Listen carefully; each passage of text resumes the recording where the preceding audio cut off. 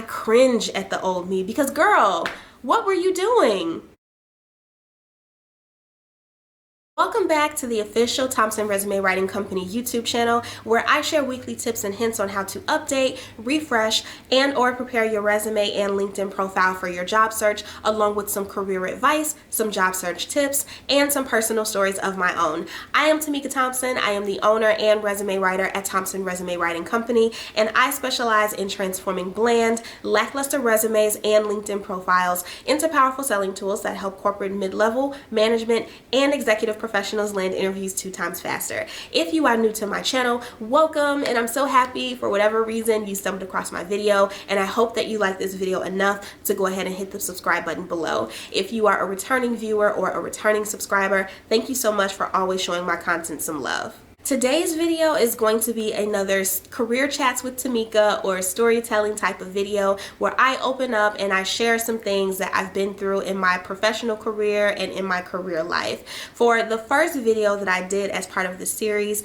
I opened up about my 2021 career lows and highs and how last year was a little rocky for your girl, but ultimately I ended up coming out on the other side and ended the year on such an amazing high note. For this video, I'm going to be opening up about my top 5 career regrets. Let's get right into it. So at this point in my career, in my professional life, in my business life, I can honestly say things are pretty quiet on the Western Front, and I am exactly where I have always wanted to be. It's like the past 6 or 7 years, everything that I've been through has been so worth it because I have gotten to this point. So I landed my dream job. I'm working at my dream company. I'm finally in the six-figure salary club, which I love that for me. I've been working towards that for so long, and my business is close to hitting 6 figures as well. As you all know, I've been writing resumes and running my business for about 8 years, and every year I have been getting closer and closer to the revenue and sales goals that I have set for myself. With that being said, I find myself in a very reflective type of space lately where I've kind of been reminiscing on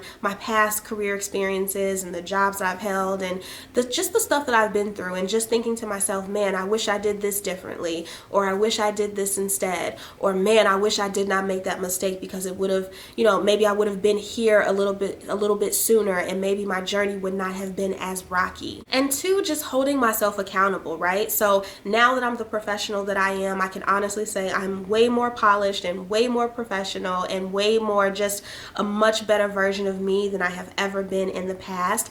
And while I wish that my journey wasn't as tough, I do hold myself fully accountable for the choices that I've made and some things that I've done that maybe weren't the best decision, and I wish that I didn't do it, and maybe I would have gotten to this place in my career a little bit sooner had I not done these things. So with that being said, here are my top 5 career regrets. Number 1 on this list, hands down without a doubt, has to be the fact that I burned a lot of bridges early on in my career, and I made a lot of enemies. So when I started my career, like my professional career officially, I think I was 21, 22, and so arrogant, so cocky, little bit of a mean girl, had very much of an ego. I would almost call myself like a borderline narcissist. I was a handful, and as a result, I rubbed a lot of people the wrong way. I was also very difficult to manage, and I struggled with being able to communicate effectively. I was very harsh,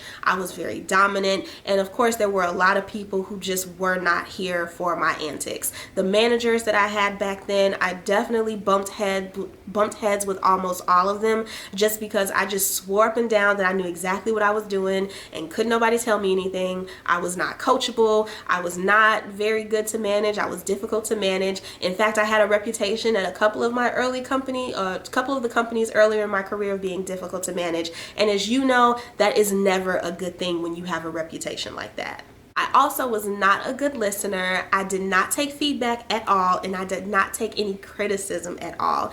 And that was an issue. So if my manager is coming to me and telling me, hey, Tamika, you need to get better at this, or you really need to work on this, I literally would just disregard their feedback.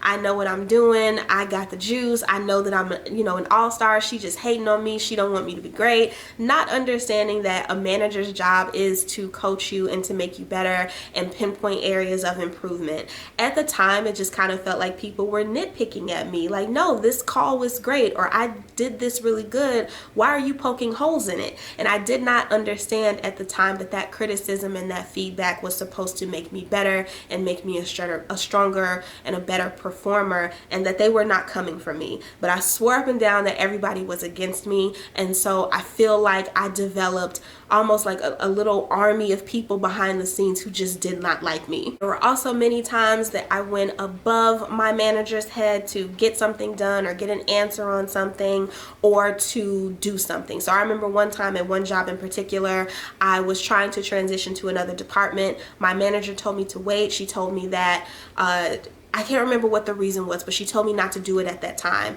And I thought that she was giving me the runaround or BS. So I go on, I search through the company email database and I find this person who's the head of this department, and I email them directly. And that was a big no-no at the time, and I did not know that. And my manager from that point on, me and her were on the rocks up until the time that I quit. And had I not burned those bridges and made so many enemies early on, if I had just been more humble and been coachable and been open to feedback and open to listening, I feel like maybe I would have been able to transition into marketing or maybe even into broadcasting sooner or at all had I not made so many enemies, because the people that I pissed off could have helped me get there.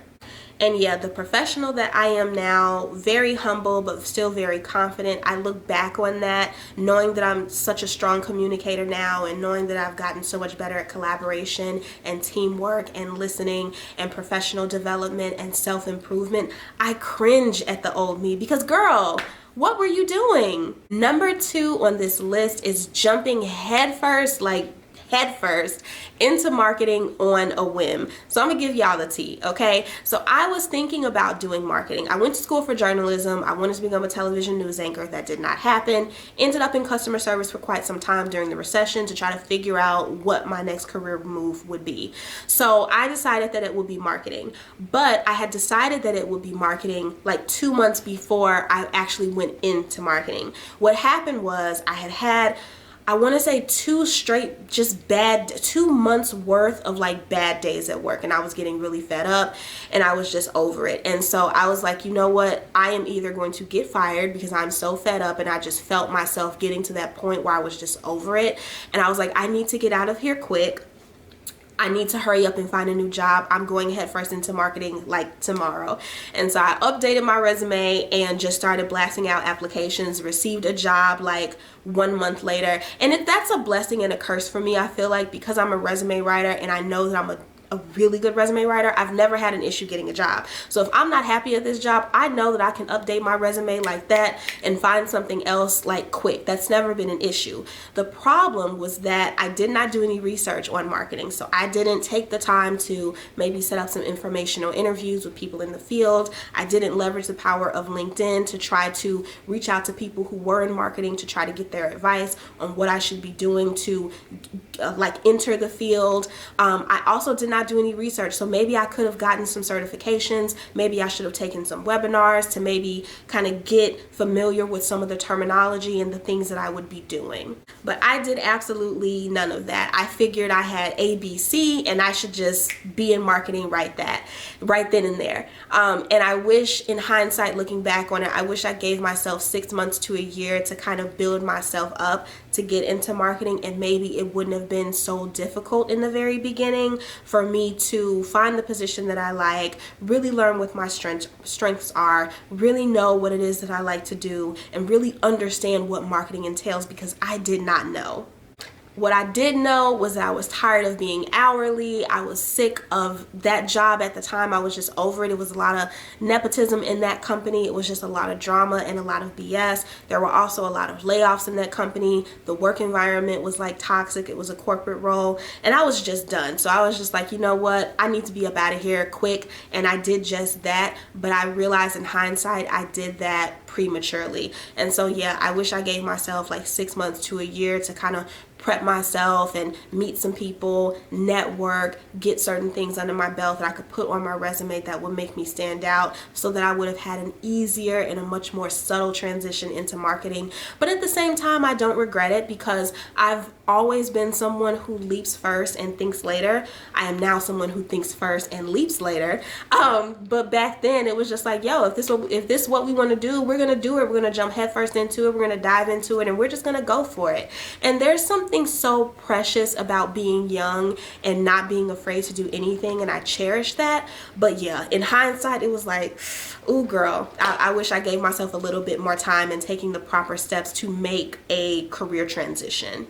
Number 3 on this list is not having a career coach or a mentor of any kind. So I didn't get any coaches or any mentors in my professional life until my late 20s. And when I say late 20s, I mean like 27, 28, 29, like borderline 30 is when I started to have coaches who could guide me and kind of steer me in the right direction, tell me, Tamika, don't do this, don't do that, do this instead, speak up for me, and things like that. So for those first couple of years in my career, I really was just kind of winging it, and I didn't have anybody to correct me or guide me or kind of give me any sound advice, which now, again, the professional that I am now, who is just surrounded with career coaches up the wazoo because it's in my industry. I am not a career coach, I'm a resume writer, but I have a lot of affiliates who are career coaches. Some of them have mentored me and coached me both in the marketing side and in the resume writing side, and I cannot believe that I did not have one until I was so much later in my career. There is so much power in having somebody who can really serve as that, almost like a career parental figure for you. And they can also speak up for you and send opportunities your way, connect you to new people, and really, really put you on. And I feel like the reason why I did not have a career coach until much later on in my career, obviously, was because of point 1 on this list, was the fact that I was so arrogant and so egotistic and just had so much attitude that I honestly feel like no one would want to deal with me. My own manager didn't even want to deal with me. So you expect some other type of professional to deal with all of that millennial 22-year-old attitude? Like, no. And I wish that I did not have all of that going on at the beginning of my career, because I feel like I would have probably attracted a mentor who could have really taken me under their wing and really, really helped me out. And again, now that I have one or several, I would not trade them for the world. They have sharpened me and made me so much better, sat me down and really had like some hard talks with me, things that I really needed to hear, and really kind of told me about myself, but not from a negative perspective. It was from a standpoint of making me better and wanting me to be better and do better so that I can improve as a person and as a professional. And man, I wish that I had that sooner and I had not been the way that I was, because I definitely feel like I could have achieved my goals a little bit quicker, and I could have been mentioned in rooms that I wasn't in a little bit sooner had I just been more coachable and more manageable. If you do not have a career coach or a career mentor in your life, I highly recommend that you get one, because let me tell you, they will get your entire career life and help you level up in so many ways. I would not trade mine for the world. Number 4 on this list, whew, this is so real, is being way too focused on love, friendships, and relationships than I was my career. So this is interesting, because I was not boy crazy in high school, nor was I boy crazy in college. My parents were very strict on me growing up, and so my entire upbringing was school, education, get good grades, take this training camp, take this boot camp, get this tutor, like all of that.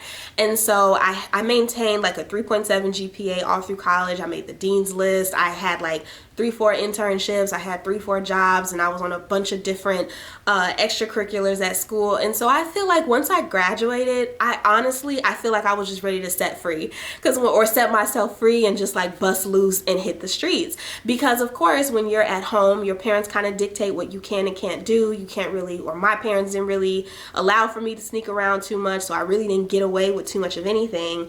And then when you get to college, they're investing all of this money in you. They've taken out all of these loans loans. And so it's like, no, you need to be on the straight and narrow and do what I sent you here to do. I'm paying this high ass tuition, in the words of my mom. And so you need to, you know, make sure that you're on it. I was the oldest, so of course I was the first, well, no, not the first in my family to go to college. I was the second because my mom did go to college. So you have all of this pressure weighing on you. And I think once I graduated, of course I'm 21, 22, I'm a young woman, I'm coming into myself in so many different ways. Puberty, right? I was a late bloomer, so here I have these legs and I have these hips, and I'm just like, no, I got this degree, and I had just gotten my first job, and I hit the streets. And so of course ended up getting into a string of toxic ass relationships, which I will not I will not waste y'all time, but definitely drained me of my energy and my time that I felt like, had I been focused and really more career driven and career kind of centered, I wouldn't have spent so much time on guys and men, and I would have been more focused on developing myself professionally, again, maybe getting a career coach, having a career plan, still learning different things, right? So maybe getting some sort of a certification, maybe going back to school for my master's. I didn't do any of that. So I just graduated, and I was just like, nope, I've graduated, I got this degree, I have the job already, I'll get to where I want to be eventually. I just want to date, I just want to have fun, let my hair down, let my braids down, or whatever. And in hindsight, I feel like maybe that was the time for me to experience dating, because again, I didn't date in high school, I didn't really date in college. So it was kind of like, well, if it doesn't happen now, how am I supposed to get married, and how am I supposed to find my husband if I'm always studying, and if I'm always working, and I'm always interning, and I'm always doing all of this stuff. So, but I wish that maybe I balanced it a little bit better with maybe dating on certain days or just on the weekends, and then reserving evenings during the week to focus on my professional development and my career and things of that sort.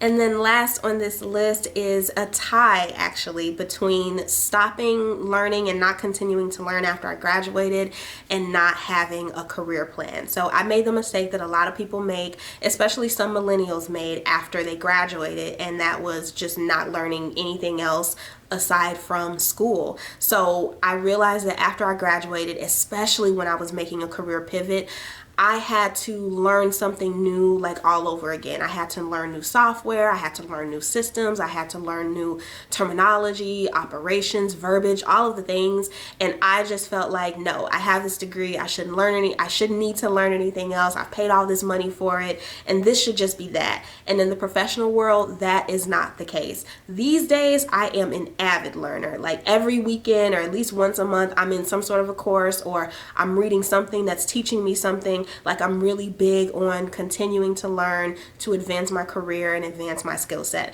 And that is important. Continuing to learn and continuing to invest in your education. It doesn't always have to be a degree, but a certification or even a workshop or a webinar that can teach you something new or strengthen some sort of a skill set that you already have is priceless. You cannot get to the top without continuing to learn and continuing to invest in your education. You will not be able to become like a manager or a director without learning something new. That just doesn't make any sense.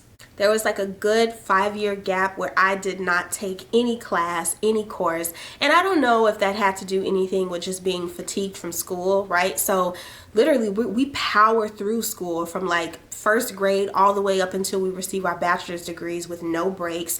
And we're just now getting to a point as a society where we are addressing gap years and saying it's okay to take a gap year. But for the most part, most millennials and even the generation before us just went all the way through when it came to school. From first grade up until you cross that stage with your bachelor's degree, it's school, school, school, school, school. So I think maybe I was a little burned out, and I wish that I wasn't.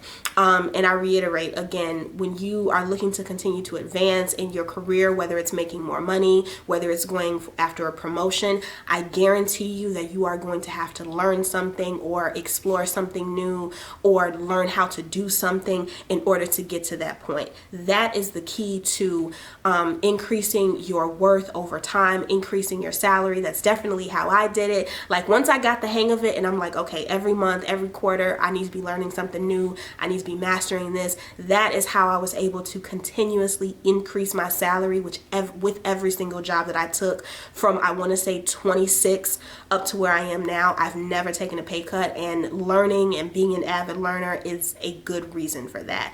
But at the time, yeah, on this list, that's a regret that I have, is that I stopped learning altogether for a period of time. And then not having a career plan. So I opened up about this in a previous video that I shared to my channel at the beginning of this year, where it's like having a career plan is super important. You need to have an idea of where you want to go, what you would like to achieve, where you want to be. And it doesn't have to be like super thought out, but you should have an idea of where you see yourself professionally 3 years from now, 5 years from now, 7 years from now, and what are some of the steps that you need to take in order to get to that point. Had I had a career plan and I was thinking or considering marketing, and I had like a career development coach on my side, they would have been able to tell me, Tamika, you need to learn this before before you're considered entry level, before you can get an entry level role. If you're looking to advance in marketing, you need to be learning about this. But I didn't get to that point until now. Now I'm proud of myself that I was able to kind of figure things out along the way. I'm very flexible and I'm very adaptable, and I can come up with a new plan and I can pivot very quickly. But all of that takes a lot of energy, and it was a lot of chaos and a lot of turbulence that I experienced. And had I had a career plan, or somebody who I was working with to develop a career plan for me with actionable goals and actionable steps, I feel like I would have been able to get here a little bit easier, and it wouldn't have been as difficult. And having a career plan can make the moves that you make in your career much more strategic and much more tactical. So it's not like you're just taking this job for the hell of it, or you're just applying to this job because it's posted. No, you're applying to this job, you're taking this job, you're going after these opportunities, you're doing these things because you want to get to this place or this point, or get this promotion or get this title. It makes it more meaningful, and it makes it more purposeful, as opposed to just, oh, this job just offered me, a job offer, I'm just going to go ahead and take it. It's like, no, they offered me this job offer. Where does this fit in my career plan? Is this going to help me become the marketing director that I want to be one day? What skills am I going to take away from this role that is going to allow me to continue on my journey of becoming a marketing director one day, or a VP of marketing one day? So if you do not have a career plan, or you have not had a career plan, or maybe the career plan you used to have is expired and no longer valid, I would encourage you to create a new one, or just get one in general. You may not have to work with a career coach to create one. Maybe you just kind of create a vision board for yourself with some steps on there and some tasks, and that works for you, and that's completely fine. But have something set in stone when it comes to your career, so that you're not just taking any and every job that's out here, and you're just doing things for the heck of it if it doesn't align with where you're trying to go, and if it can't help you get to where you're trying to go. So those are my top 5 career regrets. So I was thinking one night, and I was like, man, just looking back on the stuff that I've been through, and I was like, what do I regret? And I had a long list. Partly because I do tend to be my hardest critic, my worst critic, but those were my top 5 like regrettable career moments, if you will. Can you relate to any of these, especially as a woman? Do you feel as though at one point you did put a significant other, or your spouse, or just your partner, or trying to date and find love, do you feel like you placed that or prioritize that over your career at one point? Were you also a little bit arrogant at the beginning of your career? Go ahead and sound off in the comments, let me know, and feel free to share with me your career regrets. Maybe there's something not on this list that you say that you can regret in your career. I would like to hear it. Thank you so much for watching, especially if you made it to the end of this video. If you do need assistance with your resume, feel free to reach out to me. I'm always accepting new clients. My website is www.thompsonresumes.com, and my email address is hello@thompsonresumes.com. Thanks again for watching. I appreciate it. Again, if you are not subscribed, go ahead and hit that subscribe button below, and I will see you all next week with another video. Bye, you guys.